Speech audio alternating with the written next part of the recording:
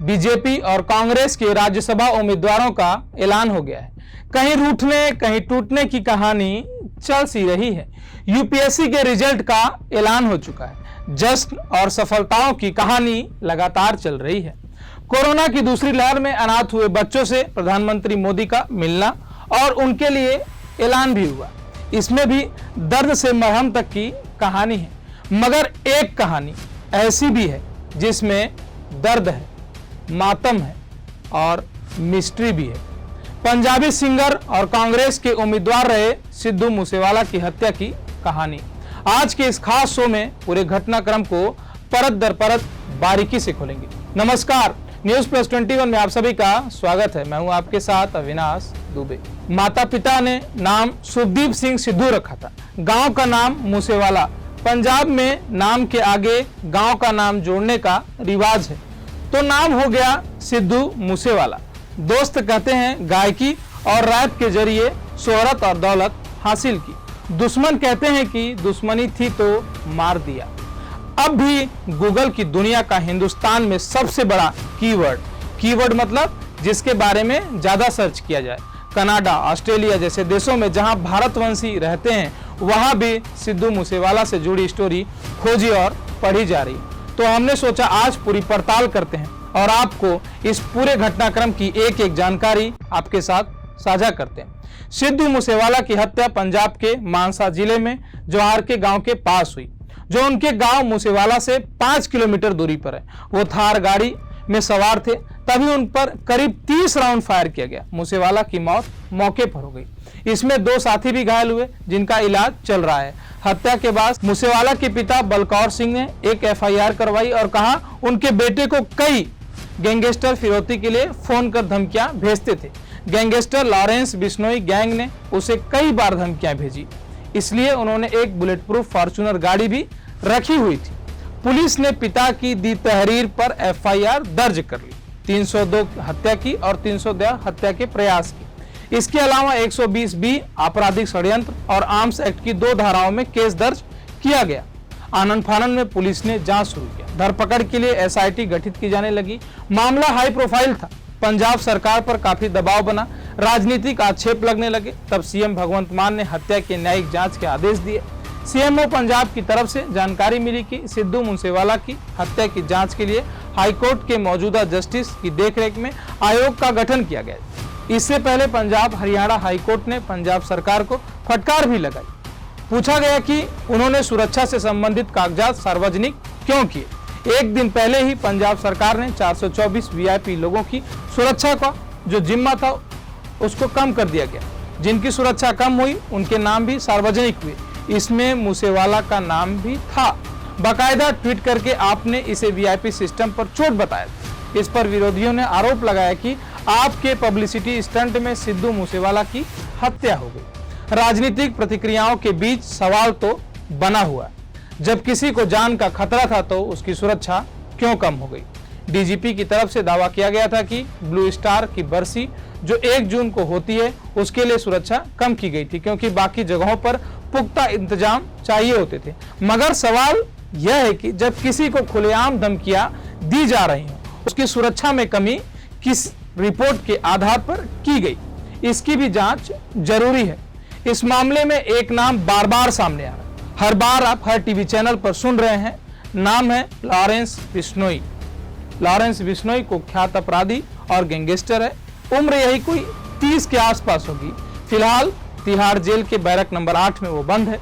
Lawrence Bishnoi का ही नाम सिद्धू मूसेवाला के पिता ने एफआईआर में भी दर्ज करवाया और फेसबुक पोस्ट के जरिए हत्या की जिम्मेदारी भी इसी नाम से ली गई है, यानी बिश्नोई के द्वारा ही ली गई है। जिम्मेदारी लेने वाली कल 2 पोस्ट सामने आई, एक गोल्डी बराड़ की और एक लॉरेंस बिश्नोई ग्रुप की। पोस्ट में लिखा गया, मैं और गोल्डी बराड़ सिद्धू मूसेवाला की हत्या की जिम्मेदारी लेते हैं। लोग चाहें जो भी कहें, लेकिन हमने अपने ब्रदर विक्की मिद्दुखेड़ा और गुरलाल बराड़ की हत्या का बदला लिया। सिद्धू मूसेवाला ने उनकी हत्या में मदद की थी। इसमें आगे लिखा है, मैं उन्हें जयपुर से बुलाया था और कहा था कि उन्होंने जो किया है वो सही नहीं है। उन्होंने मुझसे कहा कि उन्हें कोई फर्क नहीं पड़ता और मुझे चुनौती दी कि मैं भी अपना हथियार लोड रखता हूं। इसलिए हमने अब अपने ब्रदर की हत्या का बदला ले लिया है। लेकिन यह भी सिर्फ शुरुआत है। जो भी हमारे ब्रदर की हत्या में शामिल थे वो चौकन्ने हो जाए, आने वाले समय में खतरा और बड़ा है। पर कहानी सिर्फ इतनी नहीं है।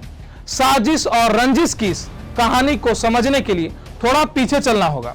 अगस्त 2021 को यूथ अकाली नेता विक्रम सिंह उर्फ विक्की मिद्दू खेड़ा की मोहाली में सरेआम हत्या हुई। जब वो अपनी फॉर्च्यूनर में सवार हो रहा था तब उस पर बदमाशों ने गोलियां बरसाई।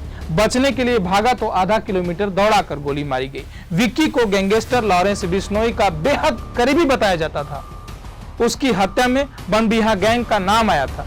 देवेंद्र बनबिहा नाम का एक गैंगस्टर था जिसका 2016 में पंजाब पुलिस ने एनकाउंटर कर दिया था।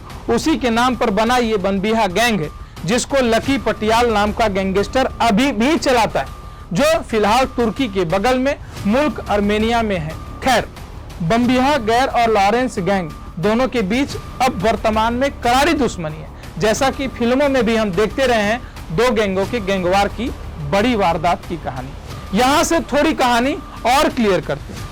विक्की की हत्या में सिद्धू मूसेवाला के मैनेजर सगन प्रीत सिंह का नाम सामने आया था। पुलिस मैनेजर तक पहुंच पाती उसके पहले ही वो भारत से फरार होकर ऑस्ट्रेलिया पहुंच गया। पंजाब पुलिस ने सिद्धू के मैनेजर के खिलाफ लुक आउट सर्कुलर भी जारी किया। इस मामले में सिद्धू मूसेवाला के डायरेक्ट इन्वॉल्वमेंट के साक्ष्य नहीं मिले थे।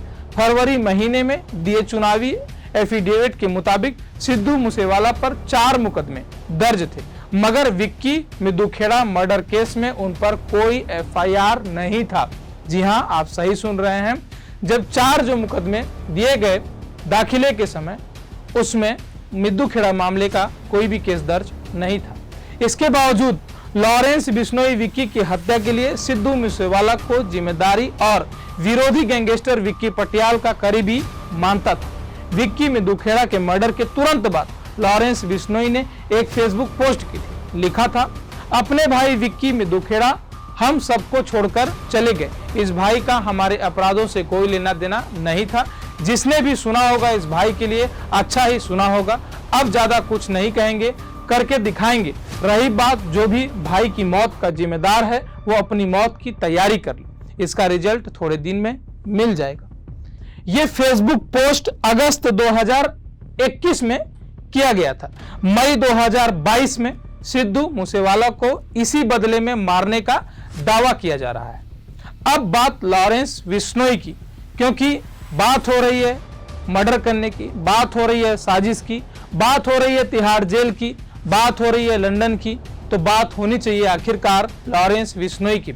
हालांकि करना तो नहीं चाहते क्योंकि गैंगस्टर है, पर बात है पोल खोल की, बात है पूरे सच की। तो जानना यह भी जरूरी है कि लॉरेंस बिश्नोई का आखिरकार पूरा इतिहास क्या है। पंजाब के अबोहर का रहने वाला है। कॉलेज लाइफ के दौरान student organisation of Punjab university SOPU से जुड़ा था।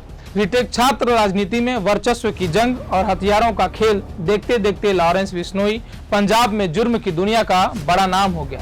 दर्जनों मुकदमे हुए, कुछ में बरी हुआ, कई अभी भी मुकदमे चल रहे हैं। वो नए नए लड़कों को साथ में जोड़ता है और उनसे वसूली और हत्याएं कराता है। सूत्रों के मुताबिक सिद्धू मूसेवाला की हत्या में साजिश तिहाड़ जेल में ही रची गई। बताया जा रहा है कि तिहाड़ जेल से एक ई सिम का इस्तेमाल हुआ। ई सिम का मतलब फोन में कोई सिम कार्ड नहीं लगाना होता, सॉफ्टवेयर के जरिए एक्टिव होता है, जिसका नंबर 9643 से शुरू होता था। पुलिस सूत्रों के मुताबिक वर्चुअल नंबरों से लॉरेंस बिश्नोई ने कनाडा में मौजूद गोल्डी बराड से कई बार बात की। ये खुलासा दिल्ली पुलिस की तरफ से हुआ। कुछ दिनों पहले दिल्ली पुलिस ने शाहरुख नाम के इनामी बदमाश को गिरफ्तार किया, जिसको पुलिस सिद्धू मूसेवाला को मारने की सुपारी मिली थी, लेकिन पुलिस ने उसे पहले ही पकड़ लिया। शक के घेरों में 2 और गैंगस्टर काला जठेड़ी और काला राणा दोनों को जेल से रिमांड पर लेकर दिल्ली पुलिस ने पूछताछ की। तिहाड़ जेल के भीतर लॉरेंस बिश्नोई से भी पूछताछ की खबर है। उसके बैरक की भी तलाश हुई, साथ ही दूसरे बैरकों में भी फोन ढूंढा गया, मगर मिला नहीं। तंसीफ हैदर की रिपोर्ट के मुताबिक सिद्धू मूसेवाला की हत्या की साजिश में अब तक गोल्डी बरार, लॉरेंस बिश्नोई, गैंगस्टर जग्गू, भगवानपुरिया, अमित कालजा, सोनू काजल, सत्येंद्र काला, अजय गिल के अलावा एक मशहूर सिंगर के मैनेजर का भी नाम सामने आ रहा है। लेकिन मास्टरमाइंड लॉरेंस बिश्नोई को ही माना जा रहा है।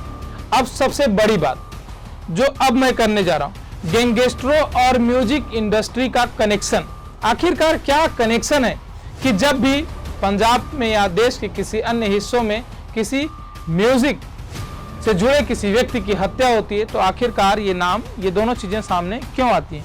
क्या जुड़ाव है इसके पीछे? इसमें एक बात चौंकाने वाली, पहले विक्की मिद्दूखेड़ा की हत्या में सिद्धू मूसेवाला के मैनेजर का नाम और अब सिद्धू मूसेवाला के मर्डर में दूसरे बड़े सिंगर के मैनेजर का नाम।